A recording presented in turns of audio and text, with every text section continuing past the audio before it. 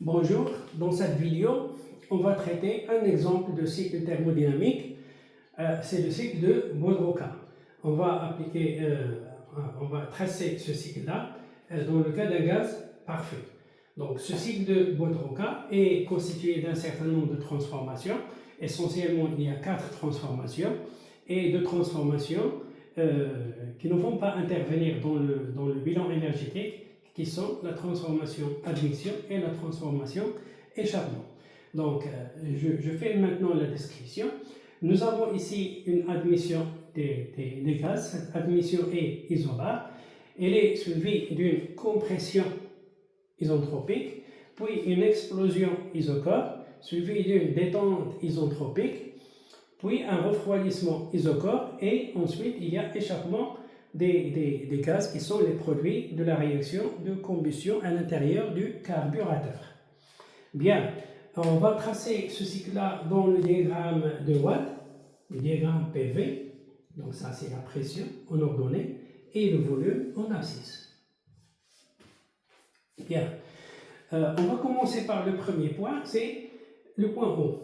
Le point O, c'est le point pour lequel le volume est le plus petit, vu que nous aurons une admission des gaz. Donc on va noter ici le volume au point O. Donc à partir du point O, il y a admission isobare. Donc admission des gaz de façon isobare, donc la pression reste constante. Il y a admission jusqu'au point A. Jusqu'au point A. Donc ça c'est le point A, et la pression reste constante égale à PA.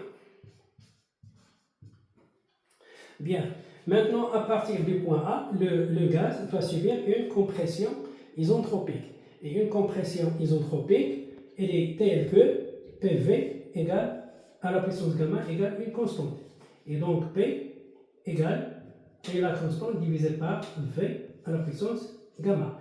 Et donc l'allure de la courbe, il s'agit d'une hyperbole décroissante.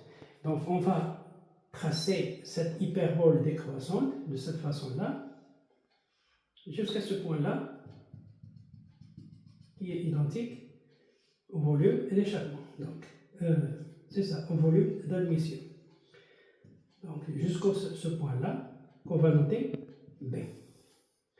Donc, de A vers B, il s'agit d'une compression isentropique. C'est une adiabatique réversible. Et à partir du point B, le gaz va subir une explosion isochore. Isochore, c'est-à-dire à volume constant.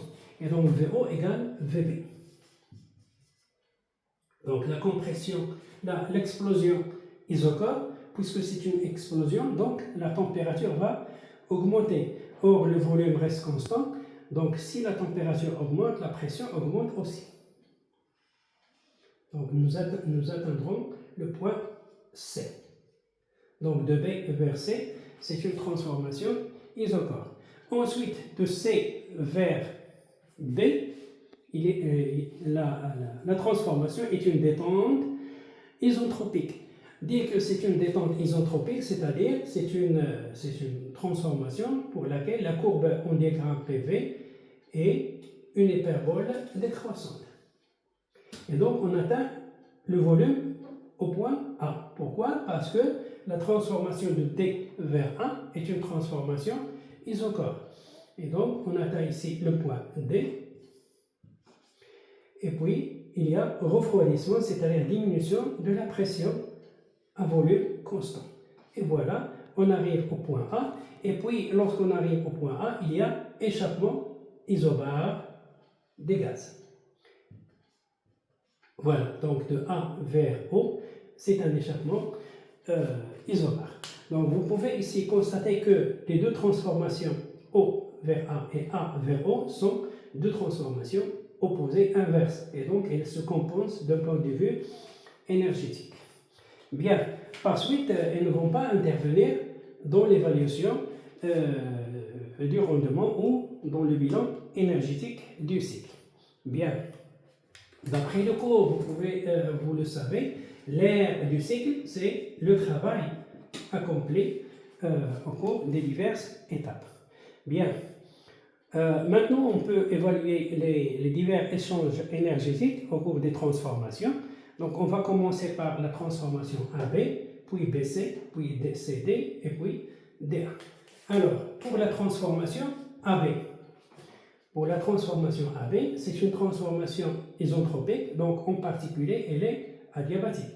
Et par suite, je peux dire que Q de la phase du point A vers le point B égale à 0.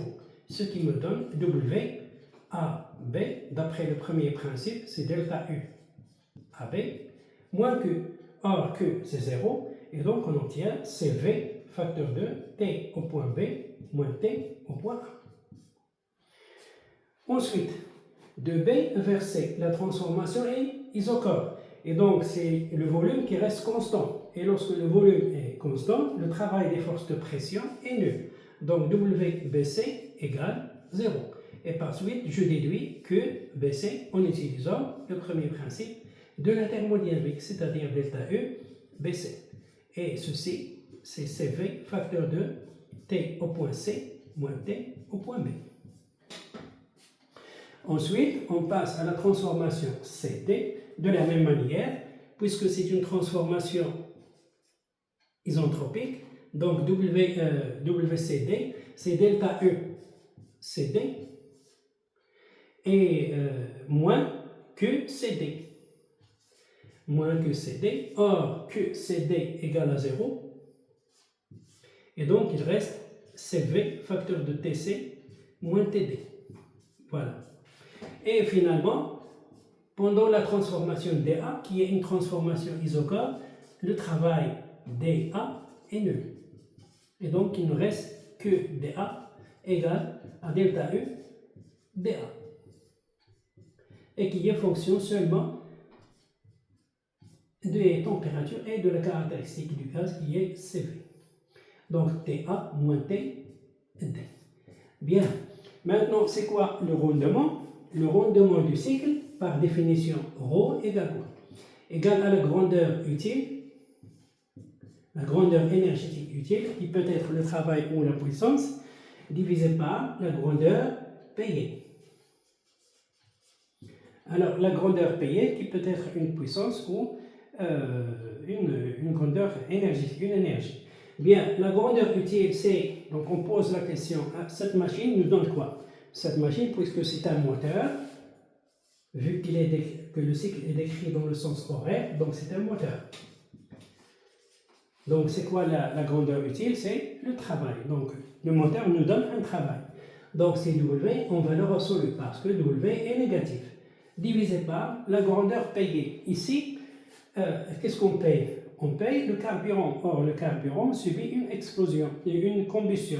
Et donc la combustion se fait au niveau de BC, c'est-à-dire on va tenir compte de la chaleur échangée pendant la phase BC, qui est une quantité positive car elle est reçue par le gaz. Donc c'est QBC. Alors que QDA est une chaleur perdue à l'environnement, c'est-à-dire au milieu extérieur. Donc ce n'est pas une grandeur payée ici, mais c'est une grandeur perdue.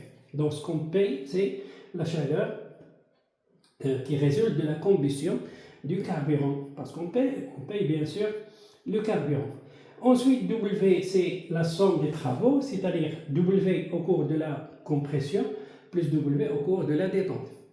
Et ces travaux sont en fonction de la température, et donc on peut ici simplifier par CV, parce que CV sera en facteur ici et ici. Et par suite, on aura ρ qui est fonction seulement des températures, et donc il ne fait pas intervenir la nature du gaz, à moins que faire intervenir le coefficient gamma. Et puisqu'il s'agit d'un gaz parfait, donc gamma est une valeur connue. Donc on exprime ρ en fonction des températures et de gamma. Bien sûr, pour déterminer, exprimer les températures, il faut utiliser la caractéristique de chaque transformation. Par exemple, pour la transformation AB, il s'agit d'une transformation isotropique et on connaît la relation particulière entre les températures et les volumes. Donc je peux écrire que TAVA à la puissance gamma moins 1 égale TBVB à la puissance gamma moins 1, qui est la relation de la place pour un gaz parfait subissant une transformation isentropique, etc. Et donc on peut amener l'expression seulement en fonction des températures et de demain. Voilà pour les applications numériques.